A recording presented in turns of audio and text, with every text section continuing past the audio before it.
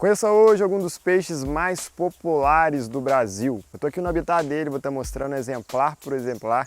Eu tenho certeza que ele vive próximo da sua casa e você nem sabe. Se ficou curioso, continue assistindo, que essa reportagem tem muita informação sobre o querido e o popular Geophagos brasiliensis. Vamos lá!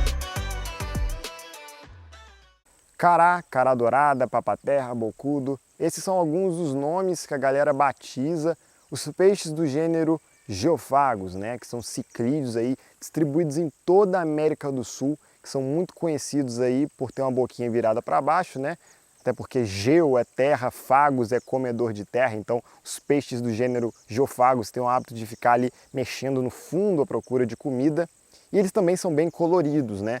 A espécie mais abundante do gênero Geophagos aqui no Brasil é o Geophagos brasiliensis, que é o peixe que a gente vai falar hoje, que é uma espécie que atinge aí até 30 centímetros de comprimento, é bem colorida e muito resistente também. Mas melhor do que falar do peixe é mostrar ele na prática, né? Vamos conhecer um pouquinho do ambiente aonde ele vive.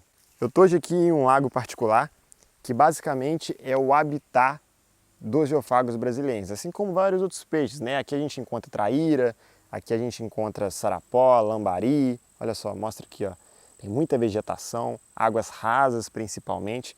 E por que eu decidi começar aqui? Como há um ano atrás eu fiz um vídeo sobre as traíras, né? A vida sempre começa nos brejos, nessa região aqui de vegetação densa. Nessas águas rasas, essas plantas densas, é um verdadeiro berçário. Aqui tem muito filhote, como eu disse, de cará, de tilápia, de lambari, de sarapó, de caborja, enfim. Aqui tem tudo que é espécie de peixe. E a vida do nosso camaradinha, né, do nosso Geophagos brasiliensis começa aqui. E antes de mais nada, o Geophagos brasiliensis é conhecido popularmente no Brasil como cará, cará dourada, mas lembrando que isso aí é tudo um nome popular. A pessoa pode chamar o peixe do jeito que ela quiser, mas eu sempre prefiro chamar pelo nome científico, é algo muito mais confiável. Esse lugar que eu tô aqui é uma piscininha natural que se forma, olha só, a água é bem cristalina, ali tem um córrego, né, que tem água corrente, que vai descendo para cá, é represado aqui, né, meio esse brejo aqui, e depois vai em direção ao lago. E por que eu tô aqui?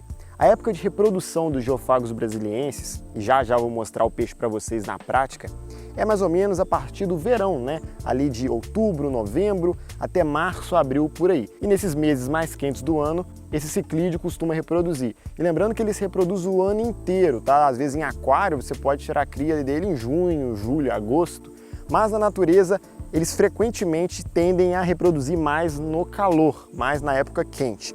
Mas por que eu estou aqui? Hoje é março, então os peixes já desovaram e o que acontece? Os peixes saem daquele lugar cheio de mato que eu mostrei para vocês, costumam depois ficar nessa piscininha aqui, né, quando eles estão um pouquinho maiores. Eu tô vendo até um Geophagos pequenininho parado ali, ó. E em seguida, eles pegam essa valeta aqui, esse córrego, e vão em direção ao lago. Então, à medida que o peixe vai crescendo, ele vai saindo desses brejos em direção a um lugar mais profundo, a um lugar mais aberto. Então, essa é a importância de a gente preservar isso daqui, olha.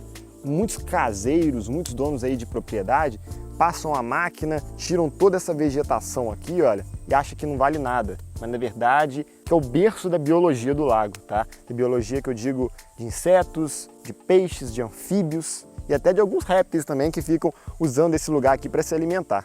E assim que os filhotinhos começam a crescer, eles formam um casal, né? Machos e fêmeas, e eles procuram locais para desovar. E quais locais eles procuram? Primeiro, águas um pouco mais rasas e também estruturas. Como a maioria dos ciclídeos, eles precisam de estruturas para depositar os ovos, né? E quais estruturas eles gostam? Gostam de troncos, de pedras, de buracos escavados, enfim. Eles usam alguma estrutura para fixar. E eu estava reparando aqui uma grande quantidade de filhotes nessa região e tem uma pedra, né? Que possivelmente essa pedra foi utilizada pelos pais aí para estar desovando, né? Para estar utilizando aí, né? Para fazer a postura dos ovos. Olha só, aqui ó, uma pedra lisa, né? Que muitas vezes é utilizada aí sim para a postura de ovos. Então é muito interessante a gente analisar assim o ambiente, né? Quando a gente vê muitas estruturas, é possivelmente o lugar de um ninho, como provavelmente é o caso dessa pedra aqui. Está cheio de filhotinhos de geofagos aqui em volta. O que eu tenho na minha mão aqui é uma fêmea de geofagos brasilienses, uma fêmea de cará, né? E como que eu sei que é fêmea? As fêmeas são menores, tem um corpo um pouco mais arredondado, olha só, tá vendo que ela é um pouco mais alta? Ela não possui nenhum calombinho, nenhum coque, nem nada, né? Que é aquela reserva calórica. E tem cores mais apagadas, né? Ela é colorida, como vocês podem ver, tem tons aqui de neon. Olha na carinha dela aqui, perto do opérculo. Tem essa pinta respectiva da espécie, né? E também as caudas aí cor bronze, né? Então assim, é um peixe muito bonito e realmente destaca. É muito utilizado no aquarismo e uma fêmea dessa aqui pode colocar facilmente aí 500, 600 ovos tranquilamente. Elas ficam até um pouco maiores. Essa que tem na minha mão aqui tem na faixa de seus 15 centímetros, mas eu já vi fêmeas aí com 18, 20 centímetros. Fêmeas verdadeiramente monstruosas. Já o que eu tenho aqui na minha mão é um macho, né? Ele está um pouquinho estressado, então ele não está aí no seu ápice de coloração, né? Olha só, quando a gente dá uma tremida nele, ele abre as nadadeiras, ele fica bem bonito. Mas esse peixe aqui, ele fica bem azulado, sabe? Ele tem uma coloração azul muito top. Esse peixe aqui na minha mão tem os seus 25 centímetros, é um macho adulto, né? Ele tem até um pouco um calombinho aqui, né? Diminuiu bastante, mas ele tem os seus neons aqui no opérculo bem respectivos, bem aparentes, né? Essa boca virada para baixo, como vocês podem ver aqui, olha, tá vendo que ela é virada para baixo? Ela é feita exatamente para se alimentar aí dos invertebrados que estão no fundo do lago, né? Invertebrados aí que vivem ali em meio à lama, sejam ali minhocas, pequenos camarões, enfim, esse peixe aqui é um peixe onívoro, um peixe aí que se alimenta de tudo que couber na boca dele, inclusive outros pequenos peixes. Esse negócio de nome popular é tão complicado porque eles chamam de cará tudo, né? Basicamente, nome popular a gente não pode confiar, não pode mesmo. Por exemplo, existe aí o acará camaleão, existe o acará diadema, vários outros tipos de ciclídeos, né? Que as pessoas chamam de acará ou de cará, mas todos eles têm nomes científicos, né? Por exemplo, o acará camaleão é o Astrolocheros facetus. Já outros acarás, como o acará diadema, são do gênero Cyclasoma, então aí você vai misturando gêneros, espécies, tudo resumido em cará. Então tentem chamar o peixe pelo nome científico em alguns casos, que é melhor para a gente identificar. A maioria dos ciclídeos mudam de cor de acordo com o seu humor, né? Se ele está mais estressado, como ele está aqui na minha mão, ele fica mais escuro, mas quando ele está tranquilinho no aquário ou no lago, ele fica muito colorido, como vocês estão vendo nas imagens aí. É um peixe que eu crio desde criança e que eu recomendo que todos vocês tenham. Olha aqui, ó, o macho e a fêmea. Vocês reparem que a fêmea é bem menor? Pois é. Esse aqui é um casal formado que eu tenho, que já desovou algumas vezes. É um peixe muito interessante. Pra vocês terem ideia, eu interajo com os geofagos brasileiros desde a minha infância, dos meus 5, 6 aninhos, sabe? Eu sempre pesquei esse peixe, sempre tive contato com ele.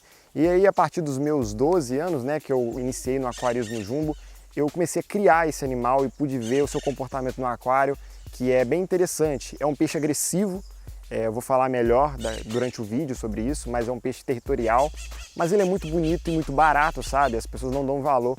Esse peixe é exportado daqui lá para o exterior, para a Europa, para a América do Norte, e é tão valorizado como um tucunaré, por exemplo, sabe? Existem montagens aí só de geofagos que a gente vê na gringa aí, e eles valorizam algo que a gente não valoriza. É um peixe que, se a gente fizer uma seleção genética de reprodução, a gente consegue tirar peixes cada vez mais azuis, cada vez mais dourados, e seria algo muito interessante da gente ter aqui no Brasil, até porque é um peixe nosso. A expectativa de vida desse peixe é de alguns anos, né? Existem relatos desse peixe vivendo até 10 anos, mas é um peixe muito resistente, sabe? Não adoece facilmente, é um peixe assim que todo iniciante pode ter. O grande problema é que a maioria das vezes é agressivo. O aquário mínimo para você criar um geofagos brasiliensis, eu diria que o mínimo é 200 litros, tá? É o mínimo, porque é um peixe, como eu disse, ele pode atingir 30 centímetros, ele costuma pegar uma faixa aí de uns 50, 60, 70 centímetros do aquário como território dele. Então você tem que ter um aquário pelo menos aí de 1,50 m, 1,80 m para cima, porque ele acaba ficando territorial, a não ser que você faça uma montagem de lotação, né? Mas se você quiser o geofagos brasiliensis, você pode ter um aquário acima de 200 litros, que é bacana. Temperatura aí, temperatura tropical, 25, 26, 27 graus, mas ele suporta temperaturas um pouco mais baixas, apesar de não ser muito recomendado. A gente vê no sul do Brasil algumas espécies de geofagos, né, que vivem em águas frias, né? Mas, por exemplo, o Geofagos brasiliensis, que é o protagonista do vídeo hoje, prefere águas mais tropicais, águas mais quentes. Então, se você quiser mantenha um termostato aí, caso seja necessário. A alimentação, ele come de tudo, ele ama ração, ele ama tenebro, ele ama tudo que for oferta de alimento, ele vai querer comer, né? E à medida que ele vai crescendo, ele vai procurando uma fêmea, e a fêmea e o macho formam um casal, e no momento que eles formam um casal, pode dar mais briga ainda no aquário, até porque ele fica mais agressivo. Mas isso não é somente dos geofagos, qualquer ciclídeo tem esse comportamento.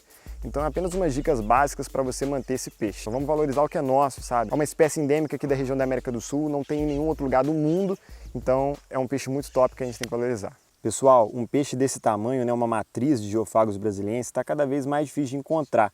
Antigamente o pessoal pescava as carás douradas enormes, né?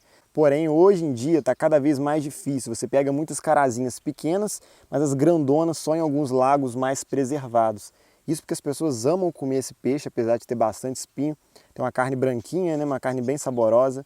E não podemos culpar todo mundo, né? Até porque peixe é comida. Mas isso tem refletido negativamente nas suas populações.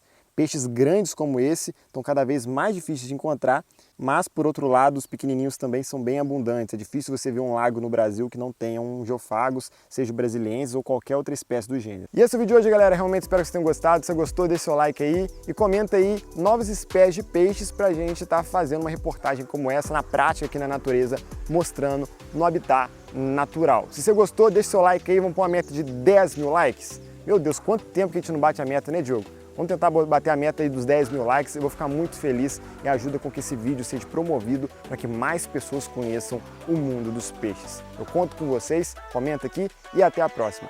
Tamo juntos, galera. Valeu!